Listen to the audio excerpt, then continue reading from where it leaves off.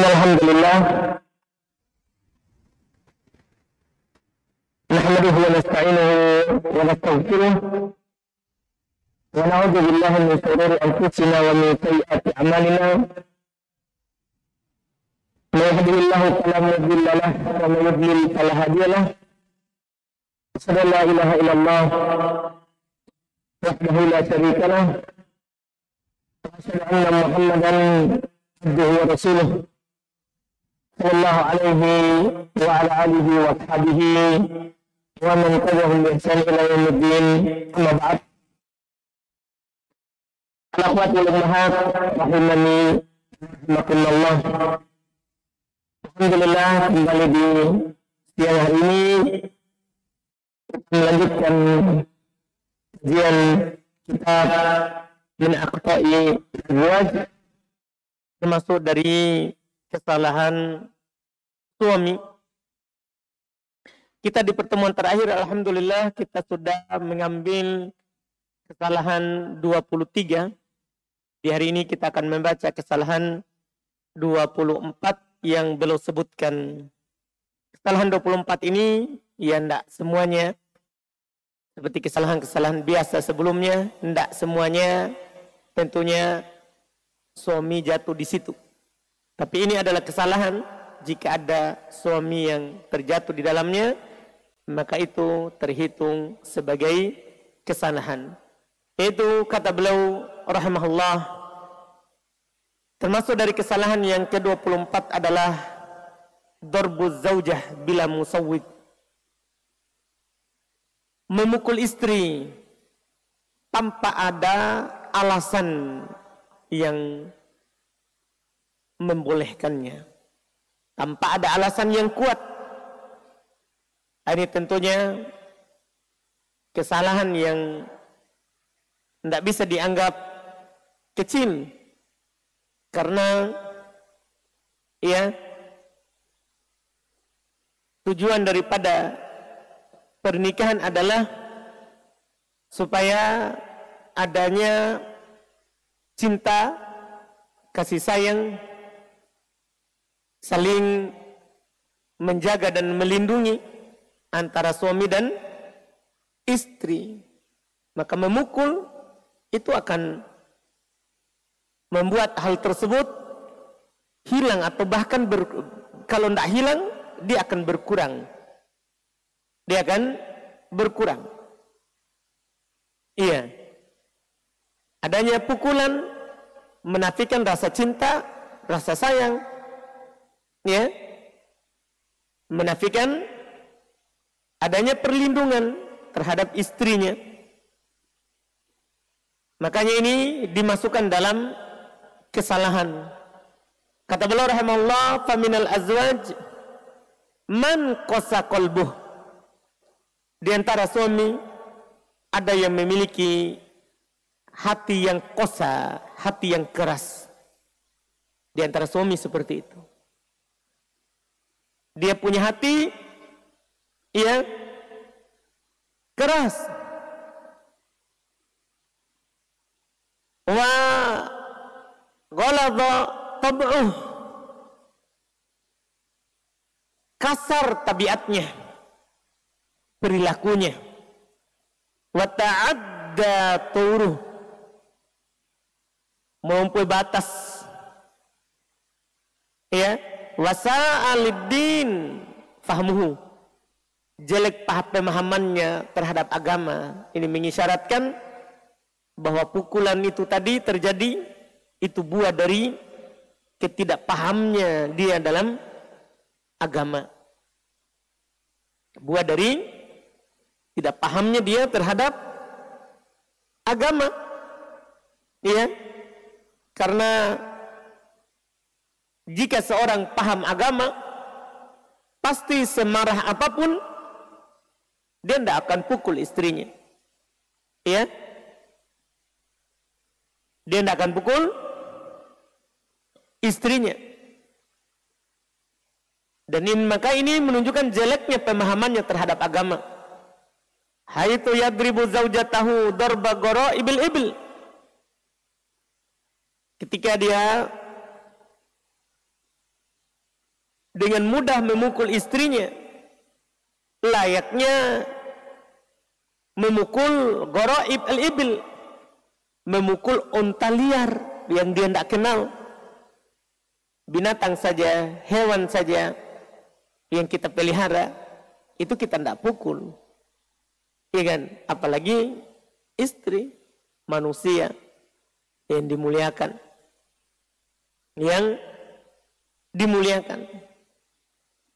Makanya ini adalah orang yang kurang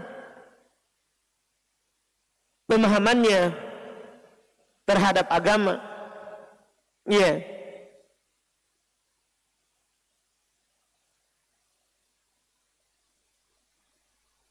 Wa yasumuha su'ul adab inda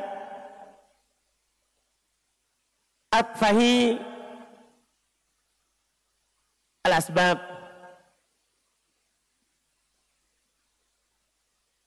Wa rubbama tasturu ba'du ulaika al-atat al-asa al-qasah bil idnil qur'ani bid-darb wa fahimuhu ala ghairi wajhi.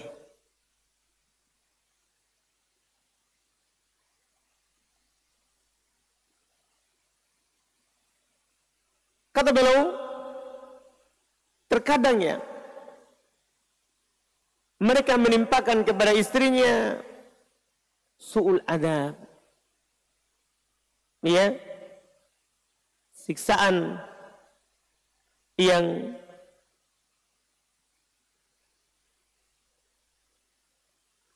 buruk inda atfahil asbab, ketika terjadi hal-hal yang sepele, perkara ringan, perkara sepele, ya, tapi dia langsung main pukul,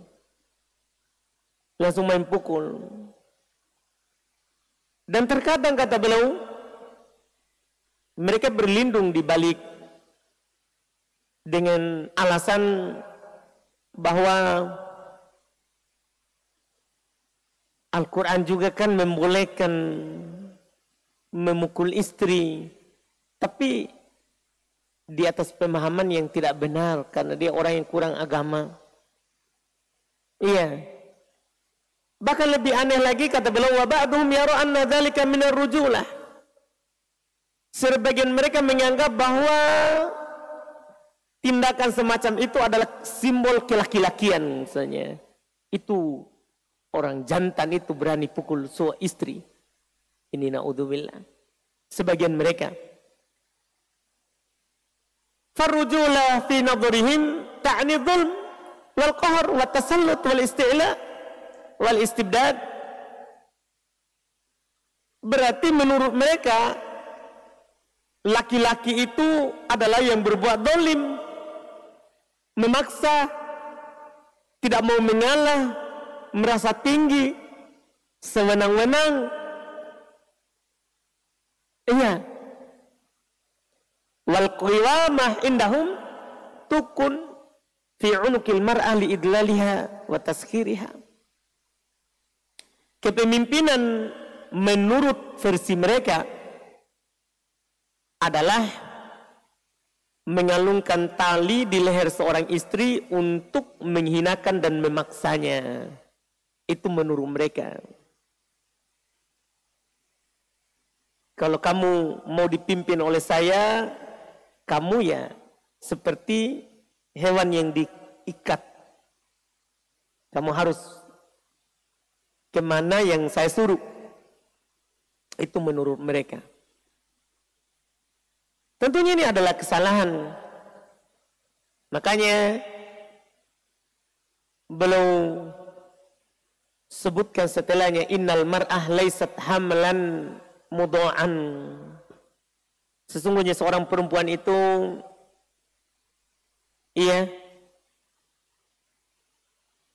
bukanlah seperti kain tambalan yang harus dibuang. Walalakon muzdara walaysat bahimatu ba'wa tushtara. Perempuan itu Bukanlah seperti barang yang tidak ada harga lantas dibuang. Bukan pula seperti binatang yang diperjualbelikan dengan seenaknya. Fayasna'u biha rabbuha kaifa yasha, sehingga pemiliknya bisa berbuat semena-mena terhadapnya. Bukan. Perempuan itu bukan seperti barang dagangan. Perempuan itu bukan seperti hewan ternak. Kata beliau, inna lil mar'ati fi hadhil hal al haqqul kamil fi an tashku halaha ila awliyaiha. Sesungguhnya perempuan ketika mengalami seperti itu, dia punya hak sempurna, hak penuh untuk mengadu kepada walinya. Dia punya hak untuk kasih tahu orang tuanya bahwa saya tidak bahagia, saya dizolimi. Dia punya hak untuk mengadu. Au antarfa ilal hakim amraha, bahkan dia punya hak untuk mengangkat permasalahannya itu di hadapan hakim, diadukan ke pengadilan, disampaikan ke KUA bahwa suami saya menzalimi saya. Kalau yang seperti ini, iya, punya hak, li'annaha insan mukarram, karena perempuan itu adalah manusia, bukan hewan. Dia manusia, dimuliakan. Dakhil fi qoulihi ta'ala, seorang perempuan itu masuk dalam firman Allah Subhanahu wa ta'ala, walaqad karramna bani Adam wa hamalnahum fil barri wal bahr wa razaqnahum minat thayyibati wa faddalnahum ala katsirin mimman khalaqna tafdila. Sungguh kami telah muliakan anak Adam. Ini kan laki-laki dan perempuan masuk di dalamnya. Sungguh kami telah muliakan anak Adam. Kami bawa mereka di daratan dan di lautan. Kami beri mereka rezeki dari yang baik-baik. Dan kami lebihkan mereka dengan kelebihan yang sempurna atas kebanyakan makhluk yang kami ciptakan. Jadi manusia itu dilebihkan daripada hewan. Jangan perlakukan dan istri itu adalah manusia. Jangan perlakukan dia seperti hewan. Ya, jangan perlakukan dia seperti hewan. Makanya beliau bilang, walaisa husnul mu'asyarah amran ikhtiyariyan matrukan li zawj in syaa fa'alaha wa in syaa tarakah, bal huwa taklifun wajib.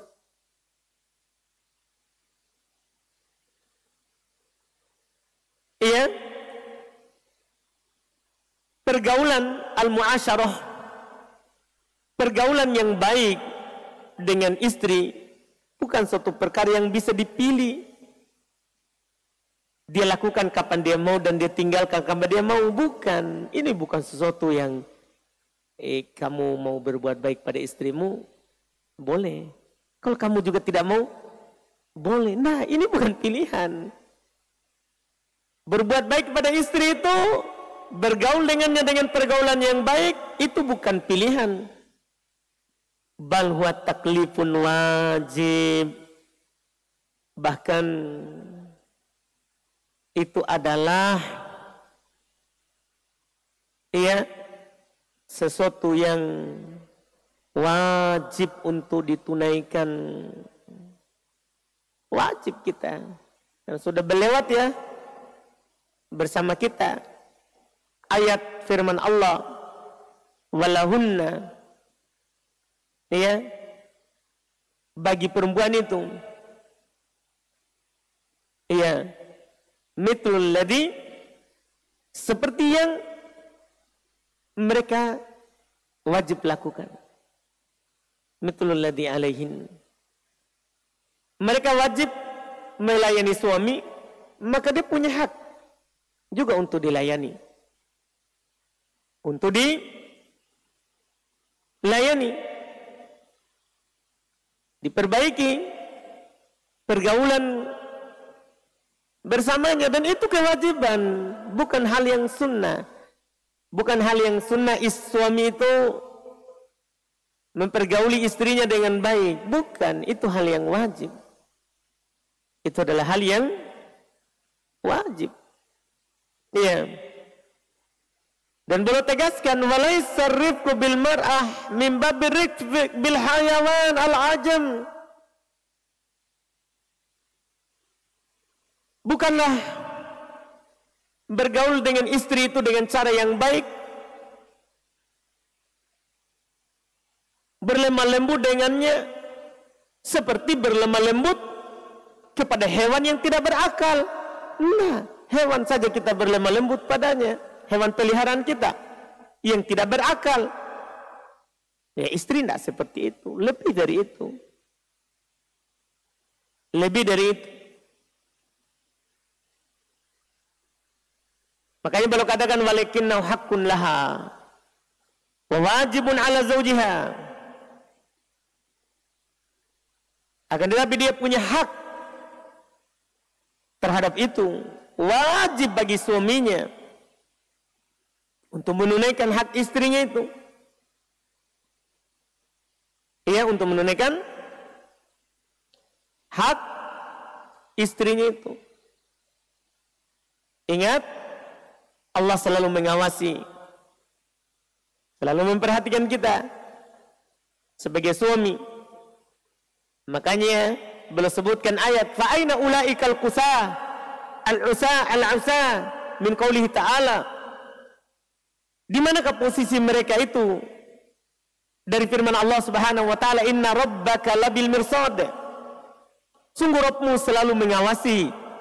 Hati-hati. Istrimu punya hak terhadapmu. Istrimu punya hak terhadapmu.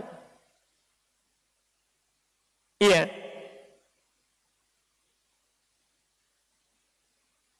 Allah akan mempertanyakan hal itu.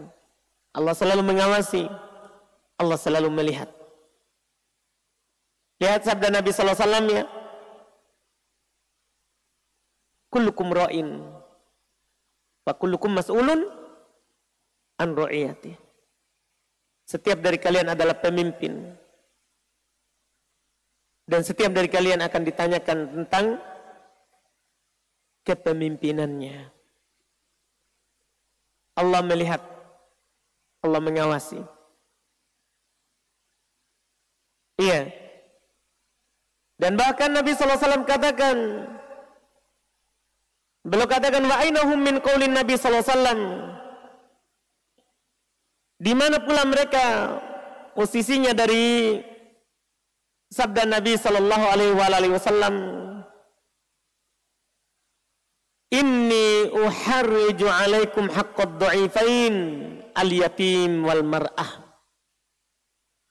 Sesungguhnya saya membebankan kepada kalian hak dua yang lemah, yaitu anak yatim dan perempuan. Lihat, jadi ini hal yang dibebankan kepada kita. Hak anak yatim dan hak istri. Itu adalah beban yang kita akan pertanggungjawabkan. Iya. Juga sabda Nabi SAW, an-nisa syaqa'iqur rijal. Wanita itu adalah saudara sekandung kaum laki-laki. Artinya sama. Kita laki-laki tidak suka dihinakan, tidak suka dipukul. Perempuan juga sama. Tidak suka dihinakan, tidak suka dipukul. Bahkan kata Nabi SAW, la yajlidu ahadukum imra'atahu jaldal abdi thumma yudaji'uha. Janganlah salah seorang di antara kalian mencambuk istrinya layaknya dia mencambuk budak, lalu dia menggaulinya setelahnya. Tidak boleh seperti itu. Dia pukul baru nanti dia menginginkan sesuatu dari istrinya, dia gauli istrinya. Tidak boleh. Ini bukan budak. Ini seorang perempuan yang merdeka. Seorang istri. Makanya kata beliau, fahadal hadits min ablagi ma yumkin ayyuqal fi tasni'id darbin nisa.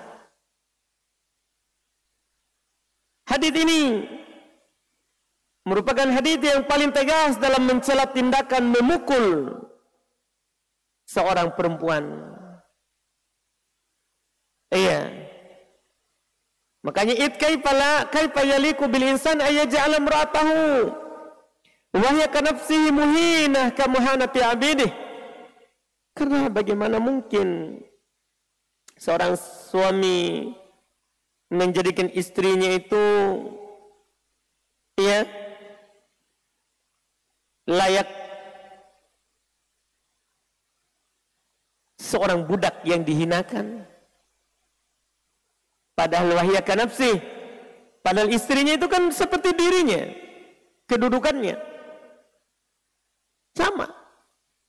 sama-sama manusia, merdeka, bukan budak. Bagaimana bisa dia memukul orang yang seperti dia dimuliakan? Iya. Ini menunjukkan kurang adab. Iya. Kurang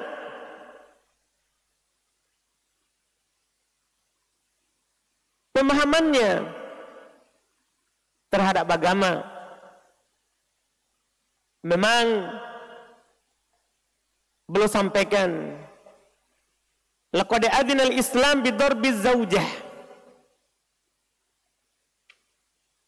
Memang Islam telah mengizinkan untuk memukul seorang istri. Diizinkan memang. Tapi ada syarat dan ketentuannya. Kita coba baca ini ayat. Kama fi qoulihi ta'ala, sebagaimana dalam firman Allah Ta'ala, wallati takhafuna nushuzahunna fa'iduhunna wahjuruhunna fil madaji' wadribuhunna. Jadi ada tahapnya, tidak langsung dipukul. Kata Allah, perempuan-perempuan yang kamu khawatirkan nusyuznya, durhakanya,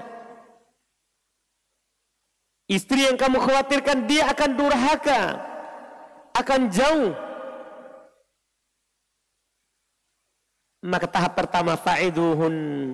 Ini tahap pertama ini. Berilah mereka nasihat yang mendalam, pakai mau'idah. Mau'idah itu nasihat yang mendalam. Beri dia nasihat dulu. Tidak mempan, tidak dengar, baru mengarah ke tahap kedua. Wahjuruhunna fil madaji'. Pisahkanlah mereka dengan tempat tidur mereka. Jadi boleh pisah ranjang. Ada seorang kamu khawatirkan dia akan durhaka, dia makin jauh. Boleh pisah ranjang, bukan diceraikan, tapi tidur pisah. Untuk memberikan pelajaran kepadanya. Kalau tahap itu juga tidak mempan, baru tahap ketiga, wadribuhun. Baru pukul mereka. Baru pukul mereka. Tapi pukul yang bagaimana? Jadi ini tahap terakhir ini. Ada kesalahannya, nasihati. Kalau tidak mempan juga, tidak didengar, jauhi. Tidak didengar, pukul. Tapi pukul yang bagaimana? Ini harus diperhatikan. Nabi SAW katakan, belum bersabda untuk menjelaskan bentuk pukulannya itu. Kama fi qoulihi sallallahu alaihi wasallam fi hajjatil wada. Sebagaimana dalam sabda Nabi SAW di haji wada, haji terakhir, haji perpisahan. Kata Nabi, walakum alaihinna alla yuti'na farasyakum ahadan takrahunahu fa in fa'alna fadribuhunna darba ghair mubarrih. Ini penjelasan bentuk pukulannya. Kalian memiliki hak untuk melarang mereka, itu istri, untuk tidak memasukkan seorang pun yang kalian benci ke dalam tempat tidur kalian, ke dalam kamar khusus suami istri. Boleh tidak dimasukkan orang yang tidak disuka. ya, ke dalamnya. Jika dia tetap melakukannya padahal suami larang, maka pukulan mereka dengan pukulan yang ghair mubarrih, yang tidak menyakiti, pukulan yang tidak membekas. Sebagian orang pukul istrinya sampai membekas, sampai bengkak, sampai berdarah, sampai memerah. Iya, ini diizinkan pukul tapi pukulannya tidak berbekas, tidak menyakitkan. Ini Masya Allah. Ini ketentuan namanya. Jadi Islam membolehkan, tapi pukulan yang tidak membekas. Makanya kata beliau, walakin al-Islam hina adina bidarbi zaujah. Akan tetapi Islam ketika mengizinkan untuk memukul istri, lam ya'dzan bidarbil mubarrih, tidak mengizinkan untuk pukulan yang menyakiti. Nah, alladhi yaqsudu bihi tashaffi, yang dimaksudkan dengannya adalah tasyaffi wa ta'dzib wal intiqam wa ta'dzib. Yang maksudnya adalah mencelakai, menyiksa. Wa ihanatul mar'ah, pukulan yang menghinakan. Bukan itu. Bukan pukulan untuk menyiksa. Karena kita memukul ketika dia melanggar, tidak bisa mendengar nasihat, pukulan karena kasih sayang. Kita ingin dia baik. Bukan pukulan balas dendam. Kapan lagi saya bisa memukul, ini kebetulan diizinkan. Tidak boleh begitu. Iya. Tidak boleh ihana mar'ah wa irgamiha ala ma'isyatin la tardo biha. Tidak boleh kita pukul yang menghinakan istri sehingga nanti dia dalam kehidupan yang tidak disukai. Wa inna muhaddarbun lil haja wa ta'dib. Perhatikan ini. Tidak lain, pukulan yang diinginkan adalah pukulan karena dibutuhkan dan untuk memberinya adab. Memberinya adab, perhatikan. Memberinya adab.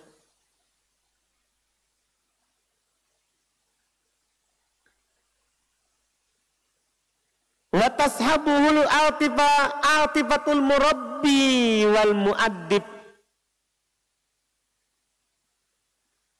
Sehingga pukulan itu disertai oleh kasih sayang dari yang mendidik. Kan suami pendidik untuk istri. Wal mu'addib, pukulan yang disertai dengan pukulan orang yang beradab juga. Iya, orang yang beradab juga. Jadi ini pukulan itu jadi tidak dibolehkan secara mutlak. Ada syarat dan ketentuannya. Itu pun kalau dia sudah tidak mendengar. Adapun kalau istri masih mendengar, tidak boleh. Masih taat, tidak boleh dipukul. Tidak boleh dipukul. Ini yang harus dipahami. Bahkan kalau dia sudah taat, tidak boleh. Bahkan kita mencari-cari jalan untuk menyakitinya. Tidak boleh kita mencari-cari jalan untuk menyakitinya. Allah Subhanahu wa ta'ala berfirman dalam Al-Quran ketika menyebutkan tadi itu ayat di surah An-Nisa, 3 tahap dalam memperlakukan perempuan. Kalau kalian takut mereka durhaka, nasihati dulu. Tidak didengar, jauhi dari tempat tidur. Iya, tidak didengar. Baru pukul. Baru pukul. Tapi kata Nabi, pukulannya tidak menyakiti. Setelah itu apa kata Allah? Fa in ata'nakum fala tabghu 'alaihinna sabila. Jika istri itu sudah taat kepada kalian, maka jangan kalian mencari-cari jalan untuk menyusahkannya. Jangan sembarang. Ini Allah katakan ini. Kalau dia taat, jangan cari-cari jalan untuk menyusahkannya. Cari jalan supaya istrinya tidak suka, supaya istrinya marah-marah, supaya istrinya tidak senang. Cari jalan. Dia tahu kalau dia lakukan itu istrinya akan murka, akan marah, akan cemburu dengan kecemburuan yang sangat tidak terpuji. Dia pergi lakukan. Padahal istrinya adalah orang yang paling taat. Allah katakan, fa in ata'nakum, jika mereka sudah taat kepada kalian, fala tabghu 'alaihinna sabila. Jangan mencari-cari jalan untuk menyusahkan mereka. Jangan susahkan. Ini di surah An-Nisa tadi, ayat 34. Ayat 34. Yang disusahkan itu kalau istri tidak taat. Kalau tidak taat, nasihati. Kalau tidak mau dengar, jauhi. Dia di tempat tidur, itu pun belum ditolak. Jauhi tempat tidur. Tinggalkan dia di tempat tidur. Ini kalau tidak taat. Kalau memang tidak mempan, pukul. Dengan pukul yang lembut. Hanya sekedar untuk memberinya pelajaran. Tapi kalau taat, jangan cari-cari hal yang menyusahkannya. Itu kalau dia taat. Taat kepada Allah, taat kepada suami. Jangan cari jalan untuk menyusahkannya. Allah bilang begitu. Jadi suami harus paham. Iya. Ini masalah. Jadi yang disusahkan itu kalau istri tidak taat. Yang disakiti itu adalah istri tidak taat. Itu pun disakitinya adalah dengan yang beradab. Tapi kalau taat, Allah larang kita mencari-cari hal yang menyusahkan istri kita. Nah, disinilah rahasianya kenapa Nabi itu menyuruh kita pilih yang beragama. Minimal kalau kita berbuat kesalahan, suami itu tidak angkat tangan, tidak memukul. Dia tahu proses. Pertama, saya harus berusaha menasehati dengan cara yang banyak. Tidak bisa rahasia, pelan-pelan. Bisa dengan jalan keras, nasihat. Iya. Kalau tidak didengar juga, baru dijauhi, belum ditalak. Tidak didengar juga. Nah, itu proses. Sebagian orang langsung, baru satu, sebenarnya suami istrinya taat. Cuma kadang mungkin ada hal yang membuat dia kadang tidak dalam kondisi yang baik, sehingga dia tidak taat. Sebagian orang langsung pukul, ya, lempar piring, lempar panci, pukul istrinya. Apalagi pukul, ada di antara mereka pukul wajah. Oh, orang saja, laki-laki saja tidak boleh dipukul wajahnya, apalagi istri, tidak boleh. Ini kesalahan, iya, yang besar. Tidak boleh. Yang jelas, kita bisa baca itu surat An-Nisa ayat 34 tadi. Surah An-Nisa ayat 34 tadi. Iya, itu yang disebutkan. Itu kan di firman Allah Subhanahu wa taala, ar-rijalu qawwamuna 'alan nisa. Laki-laki itu pemimpin. Makanya kalau istri berbuat salah, maka pemimpin harus tahu apa yang harus dia lakukan. Dan harus dia tahu tahapnya dalam menasihati. Dalam menasihati. Jangan langsung bertindak yang tindakan itu kita tidak terpuji dengannya. Tindakan itu membuat kita dan menggambarkan kita orang yang jauh dari agama. Iya, orang yang jauh dari agama. Nah, ini harus dipahami baik-baik oleh semua suami. Dan tahap ini jika dia membangkang. Sekali lagi, jika dia membangkang. Adapun kalau istrinya Masya Allah, nih ya,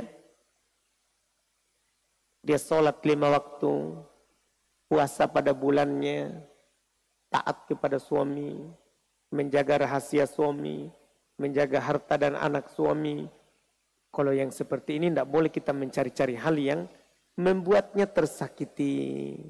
Kalau istri sudah seperti itu, jangan cari sesuatu yang membuatnya dia tersakiti. Jangan, jika sudah taat.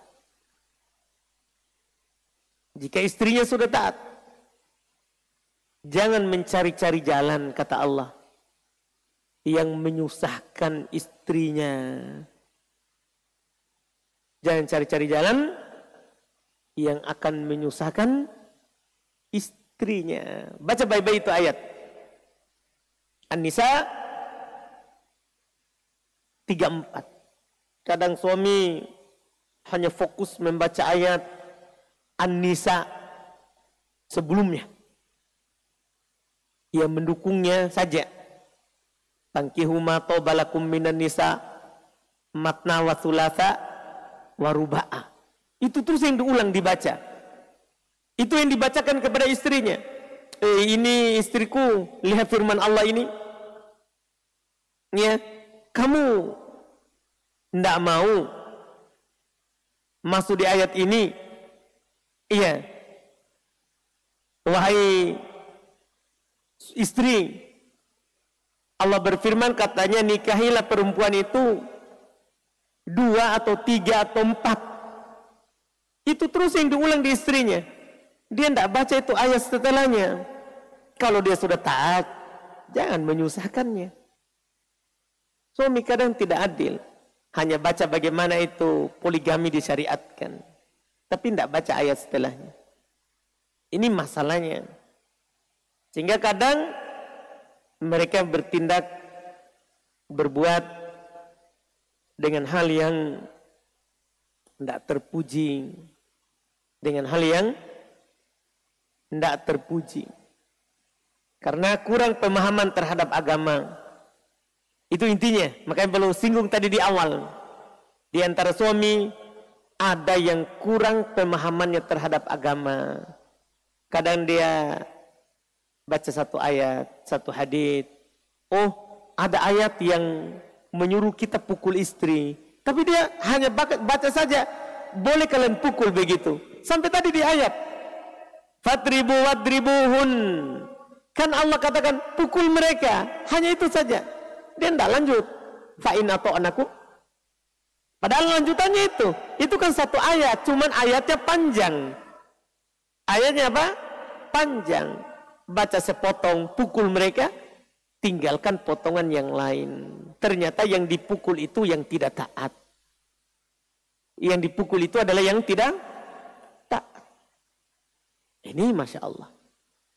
Ini harus dipahami. Sekali lagi, harus dipahami oleh para suami supaya mereka tidak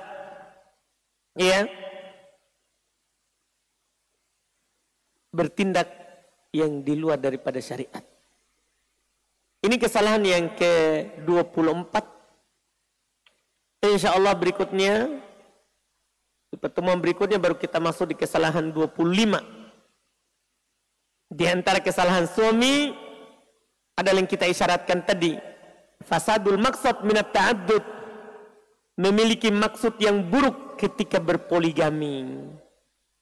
Ada seorang berpoligami, poligami mubah. Tapi dia punya niat yang salah. Nah, ini perlu kita tahu ini. Ini masalahnya masuk, kan poligami boleh. Tapi kalau masuk dalam kesalahan suami, ada apa ini? Nah, ini butuh didengar oleh semua orang yang mau poligami. Jangan sampai dia mau poligami terus ternyata malah jatuh dalam kesalahan. Ya kalau bisa akhwat ajak suaminya ke sini. Iya. Dan ini kadang kajian akhwatnya semangat hadir, suami tidak hadir. Sehingga dia tidak tahu terus kesalahannya. Ya, ini sekali lagi kadang sebagian orang kan hanya berbicara poligami begini, poligami begini. Tapi ternyata poligami itu juga masuk dalam kesalahan suami. Tapi yang bagaimana? Nah, ini kita butuh pembahasan. Insya Allah di pertemuan depan. Di pertemuan yang akan datang insya Allah ta'ala. Tapi yang akan datang ini tentunya kita di hari Tasyrik ya, Jumat depan itu. Karena kita hari Kamis Lebaran, nanti hari Jumat hari Tasyrik. Tapi nanti kita lihat, kan tergantung pihak JF. Iya. Yang apakah Jumat depan kita ada ta'lim atau tidak. Karena bertepatan dengan satu hari setelah Id. Nanti kita lihat insya Allah. Kita tunggu saja pengumumannya. Kalau ada berita kita tetap ta'lim. Alhamdulillah kita ta'lim. Kalau tidak maka di pertemuan berikutnya. Ini pertemuan kesalahan yang ke-25 ini. Ya kesalahan yang dirindukan. Masalahnya ya jalur poligami inilah kadang suami menekan istri. Kadang bertengkar di dalam rumah. Gara-gara ini satu masalah. Iya. Yang disuka oleh laki-laki, yang tidak disuka oleh perempuan. Iya. Tapi yang aneh, ini masuk dalam kesalahan. Ini masuk dalam kesalahan. Makanya kita perlu melihat kenapa bisa masuk dalam kesalahan sisinya yang bagaimana itu. Supaya kita bisa berjalan di atas basirah. Berjalan di atas ilmu dalam hal ini. Kita cukupkan dulu, alhamdulillah. Jika ada pertanyaan, kita lihat apa yang ditanyakan, insyaallah.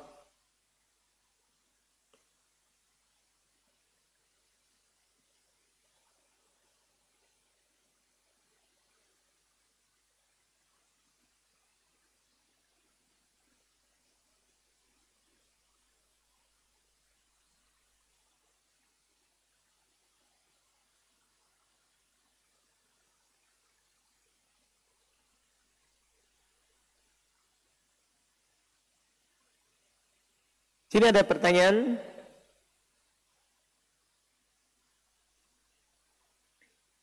Di keluarga saya, setiap Idul Adha selalu kurban 1 ekor sapi khusus keluarga yang meninggal. Nenek, kakek, dan om saya yang telah meninggal. Apakah hal itu diperbolehkan? Tidak, keluarga saja yang hidup saja yang berkurban, dia ikutkan nenek, kakek yang meninggal boleh. Seperti yang Nabi lakukan. Seperti yang Nabi lakukan. Karena yang berlaku hukum tidak boleh potong kuku, tidak boleh gunting rambut, itu untuk yang hidup. Sehingga butuh yang hidup. Terus juga kurban itu kan ibadah. Butuh niat. Nah yang niat itu yang hidup. Butuh niat. Kurban itu butuh niat. Dia ibadah, butuh niat. Sehingga butuh orang yang hidup. Makanya kalau ada seorang anak mau dia kurbankan untuk nenek, kakek, om yang sudah meninggal, dia niat, dia yang berkurban. Dia yang atas namanya. Dia yang berniat untuk berkurban. Setelah itu dia ikutkan keluarganya, kakeknya, neneknya, omnya. Dia ikutkan. Dia bilang, Bismillah, Allahu Akbar hada anni wa an fulan wa fulan wa fulan. ini dariku dan dari si fulan orang tuaku, kakekku, nenekku. Dia sebutkan. Itu disebutkan oleh Syekh Ibnu Taimiyah rahimahullahu taala dan ulama yang lain juga. Jadi nanti dia sebutkan itu yang dia mau niatkan. Tapi dia yang berlaku itu hukum kurban. Dia yang tidak potong rambut, dia yang tidak potong kuku. Tapi ketika berkurban, dia sebutkan. Dia niatkan untuk kakeknya, neneknya. Disebutkan namanya. Tidak ada masalah. Ya, disebutkan namanya. Tidak ada masalah. Itu yang sunnah. Itu yang sunnah. Iya. Adapun orang yang meninggal yang berkurban, itu tidak sunnah. Pertama, dia tidak bisa niat karena sudah meninggal. Kedua, dia tidak ada beban syariat, tidak potong kuku dan yang lainnya karena sudah meninggal. Ini yang diperhatikan.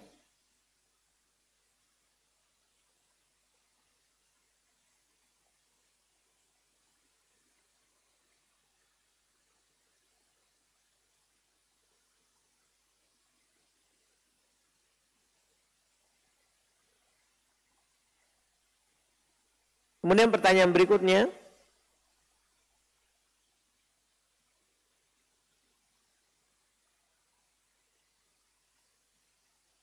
Apa hukumnya seorang ibu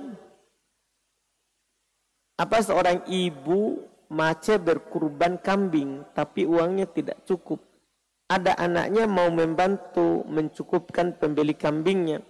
Bolehkah berserikat begitu dan atas nama siapa yang berhak atas hewan itu, ibu atau anaknya? Ya, kalau membantu untuk membelikan boleh. Bahkan Nabi membagikan hewan ya kurbannya. Iya kan? Nabi membagi kepada para sahabat dan mereka kurban atas namanya sendiri.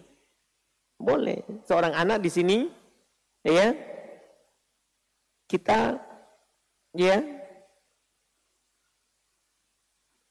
akan dapat pahala karena membantu ibu. Membantu ibu. Adapun yang berkurban, ya kalau ibu memang mau, atas nama ibu. Atas nama ibu. Dan kita kalau mampu, maka berkurban juga sendiri. Berkurban juga sendiri. Ini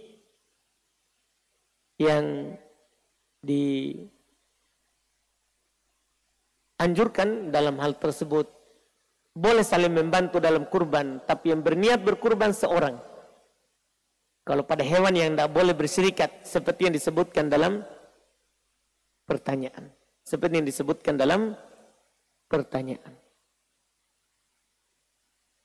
Baik.